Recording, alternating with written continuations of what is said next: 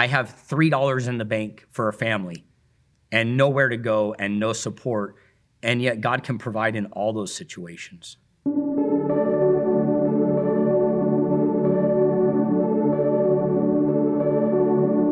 My name is Jamil. I've been here at the Grove for about 12 years with my wife Shauna and our 4 kids, and I currently serve on the board here at the church. I came out of poverty as a kid, really didn't have anything, lived on welfare, single parent household. I got married at 18 years old, and Shauna and I were both believers and ready to just move forward to honor God with our whole lives, including our money. And I remember in the early years, people at work would challenge me. They'd ask me, why are you giving your money to the church? If you just kept your money, you would have more of it. And I would respond with, yeah, well, God gave me everything I have anyways, so if he's commanded me to give back to him, then I'm gonna listen because it's all his resources. And in 2006, we decided to uproot our family, to change career paths, and to move across the country. And every year, life had gotten better and better financially. We moved to Virginia. I went into real estate full-time right before the recession and before the housing market collapsed. And we went through this period of time that we had no income for 6 months. And our savings were exhausted. And it came down to the point of going, okay, I have $100 and I'm either gonna put gas in the car or I'm gonna go and buy milk and bread and eggs for the family. It was tough. And God was faithful through all of that. I remember one day I told Shauna, I don't have money to put gas in the car. And the next day she opened the mail and there was a $100 gas card from our home group. And we didn't talk to them. They knew maybe we're struggling a little bit, but they didn't know that I needed gas. And a few months later, I was like, Shauna, I don't even have money to get my hair cut.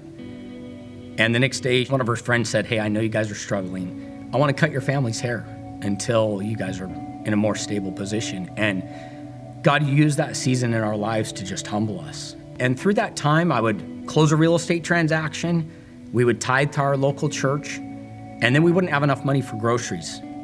The times where we didn't have, and as a father, knowing that I have kids that I gotta feed, and that I have a wife that was trusting me to provide for her, it was heavy. Yeah, I mean, it was crushing at times.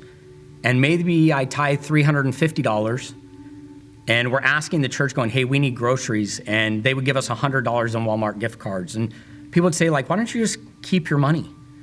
And for me, it really went back to, this is a command of the Lord to tithe on all of my increase. We moved back to California in 2010, and I came back to work at the company that I left before that to help them grow out of the recession. And within a couple years of that, just massive prosperity.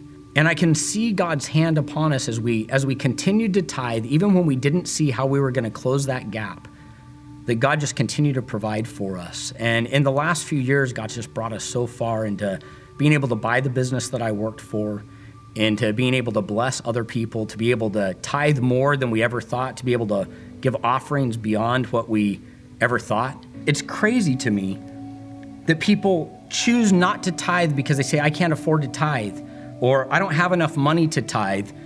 What are you giving God to bless?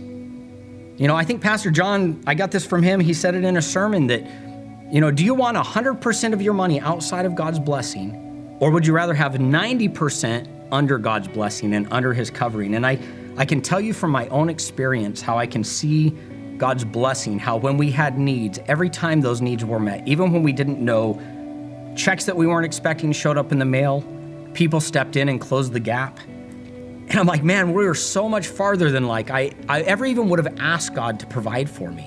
I think when I look back at where we were and what a struggle we were in and how financially tight things were, and into this prosperity where God's allowing me to give more money in a year than maybe I made 10 or 11, 15 years ago, just blows my mind. And this is why God calls us to give into the storehouse. The tithe isn't mine to take and to decide what good work I do with it. God has commanded us to give that into the storehouse, to trust our pastoral leadership, and to trust the church that they're honoring God in their decisions. And as God's blessed us financially to where it's almost becoming hard to manage, that I know when I give to the church, that I'm giving it to a place where people are gonna take that. The staff is vetting ministries, they're taking it, they're assessing needs, They're bringing people in to serve and to minister to the community. I mean, so much more than what I could take that money with and do myself. When I give and I put it back into the church, there's this opportunity for it to just really be multiplied, and the diligence and the effort that goes into that. But it only comes through taking that first step to making a firm commitment that I'm going to give. And I just want to encourage people, if you're not giving, if you're not honoring God in your finances, you got to honor God. If you don't, you're telling God, I don't need you. I can do this by myself. When in all reality, everything we have came from him anyways. So I hope you guys find this encouraging. I hope it blesses you, and I hope that you take the step to start giving. I love you guys. Be blessed.